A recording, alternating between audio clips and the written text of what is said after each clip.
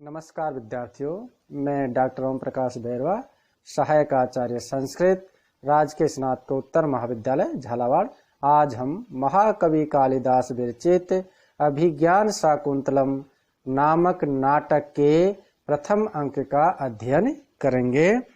पूर्व में हमने पढ़ा था कि राजा दुष्यंत हरिण का पीछा करते हुए चल रहे हैं और जिसके डर की वजह से हरिण है वो ऊंचे उछलने के कारण आकाश में ज्यादा चल रहा है तथा पृथ्वी पर कम चल रहा है। इस प्रकार का वर्णन किया था। अब सूत कहता है, हे महाराज, ये भूमि ऊंची नीची थी, इस कारण मेरे द्वारा लगाम को खींचकर रथ की गति मंद कर दी गई थी, इसलिए मृग अति दूरवर्ती हो गया।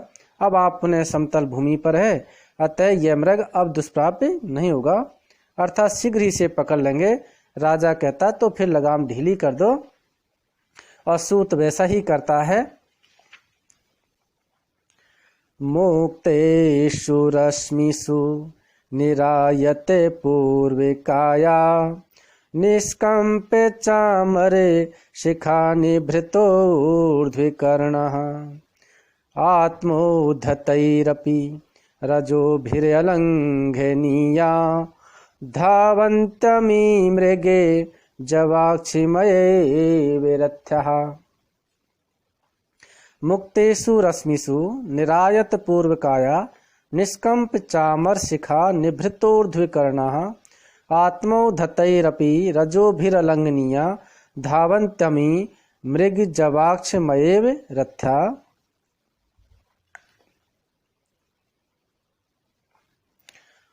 निभृतोर्ध्व कर्णा के पद विच्छेद करेंगे तो निभृत ऊर्ध्व कर्णा, इसमें गुण संधि है। आत्मोद्धतैरपि के करेंगे तो आत्मोद्धतहि अपि अलग हो जाएगा, विसर्ग का आधार है और अपि का मिलकर के पूरा रे बना है। रजोभिर लंघनिया का पद विच्छेद करेंगे तो रजोभिहि अलंघनिया। धावंतमी के संधि विच्छेद करेंगे तो धावंती और अमी, और यहाँ पर ई का यण संधि से यह हो गया है। मृग जवाक्षमयेव, तो मृग जवाक्षमय इव, इसमें ए और ई मिलकर के ए हो गया, गुण संधि है। अब अन्वय देखिए,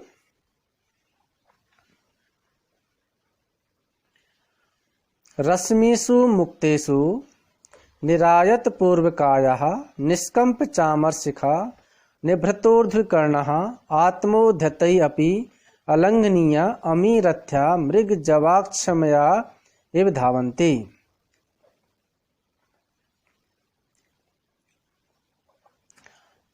रश्मिषु, रश्मिषु यानी रस्सी या लगाम को, घोड़े की जो लगाम है उसको जो मैंने पहले खींच रखी थी ऊंची नीची जगह होने की वजह से, जिसकी वजह से घोड़े तेज नहीं दौड़ रहे थे और हमारा रथ पीछे रह गया था। तो उस जो लगाम है उस लगाम को मैंने मुक्तेषु छोड़ दिया है, ढीली कर दिया है। मैंने घोड़ों की लगाम को ढीली कर दिया है। ढीली कर देने पर निरायत पूर्व काया, पूर्व यानी जो आगे का, काया यानी शरीर है, उसको निरायत यानी विस्तृत हो गया है। तो जो ही मैंने रस्सी ढीली की या लगाम ढीली की तो उसकी वजह से घोड़े का जो आगे का जो हिस्सा है वो पूर्ण रूप से फैल गया है, विस्तार को प्राप्त हो गया है।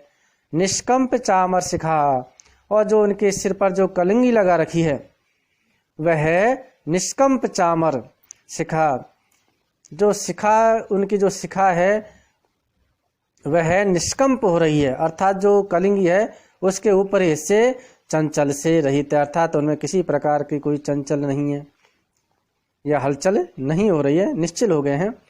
निभृतोर्ध्वकर्णः, और निभृत ऊर्ध्वकर्णा, जो कि उनके जो कर्णा है यानी जो कान है वह निभृत निश्चल है और ऊर्ध्व यानी खड़े हुए हैं। उनके जो कान हैं वो निश्चल हैं और ऊर्ध्व कर्णा यानी ऊपर खड़े हुए हैं। आत्मोद्धत ही अपि, आत्मोद्धत यानी स्वयं के द्वारा, उद्धत यानी उड़ाई गई, स्वम के द्वारा उड़ाई गई अपि यानी भी अलंघनीय, जो उल्लंघन नहीं कर सके या उनको स्पर्श नहीं कर सके ऐसी। अमीरथ्यः यानी स्वम के द्वारा उड़ाई गई धूल या अपने पैरों के खुरों से उड़ाई गई धूल भी उनका स्पर्श नहीं कर रही है। अमीरथ्यः इस रथ में जो जुड़े हुए हैं, रथ को चलाने वाले अर्थात घोड़े, मृग जवाक्षमया इव धावंती, मृग यानी हिरण के, जब यानी वेग को, अक्षमया यानी सहन नहीं करने के कारण, अर्थात हरिण के वेग को सहन नहीं करने के कारण, इव यानी मानो मृग जब अक्षमया, मृग यानी हिरण के जब यानी वेग को, अक्षमया यानी सहन नहीं करने के कारण, हरिण के वेग को सहन नहीं करने के कारण धावंती दौड़ रहे हैं। पुनः एक बार देखिए, रश्मिसु मुक्तेषु निरायत पूर्वकाया, रश्मि यानी लगाम को, मुक्तेषु ढीली कर देने के कारण, निरायत पूर्वकाया जिनका पूर्व का जो शरीर है वो विस्तृत हो गया है, अर्थात आगे का हिस्सा फैल गया है। निष्कंप चामर शिखा, और उनके सिर पर, घोड़ों के सिर पर बांधी गई कलंगी की जो ऊपर की शिखा है वो निश्चल है, अर्थात वो हिल नहीं रही है।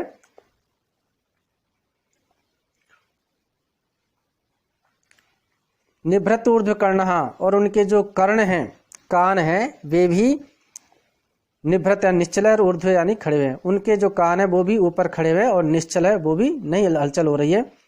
आत्मोधतयपि, आत्मोधत यानी स्वयं के द्वारा उड़ाई गई धूल भी उन अलंघनीय, वह भी स्पर्श नहीं कर पा रहे हैं, जबकि स्वयं के द्वारा उड़ाई धूल खुद के ऊपर आती है, लेकिन घोड़ों का इतना वेग है कि उनके पैरों की खुरों से उड़ाई गई धूल भी उनको स्पर्श नहीं कर रही है।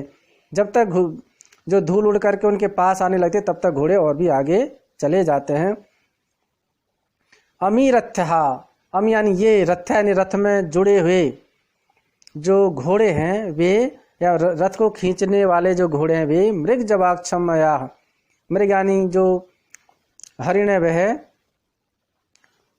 जब यानी वेग को, अक्षम यानी सहन नहीं करने वाले, हरिण के वेग को सहन नहीं करने के कारण, एव यानी मानो, धावंती यानी दौड़ रहे हैं, मानो हरिण के वेग को सहन नहीं करने के कारण ये तेज गति से दौड़ रहे हैं या इतने तेज दौड़ रहे हैं। इस प्रकार से सूत उन घोड़ों का वर्णन कर रहा है, रथ के जो वेग है उसका वर्णन कर रहा है।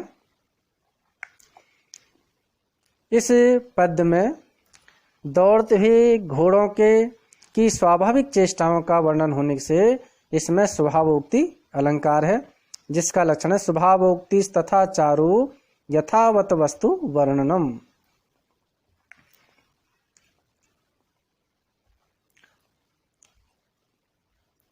मृग जवाक्षमया इव में हेतुत्प्रेक्ष अलंकार है। इस पद में वसंत तिल का छंद है, जिसका लक्षण है उक्ता वसंत तिल का तबझा जगउगे, अर्थात जिस छंद के में क्रमशः है तगण, भगण, जगण और अंत में दो गुरु वर्ण हो वह वसंत तिल का छंद कहलाता है। इसमें 14 वर्ण होते हैं। निष्कंप चामर शिखा, निष्कंपः चामराणाम शिखा येषां ते बहुब्रीहि समास। निभृतोर्ध्व कर्ण, निभृतौ ऊर्ध्वौ कर्णौ येषां ते बहुब्रीहि समास। रथ्यः रथम वहन्ति इति रथ्य,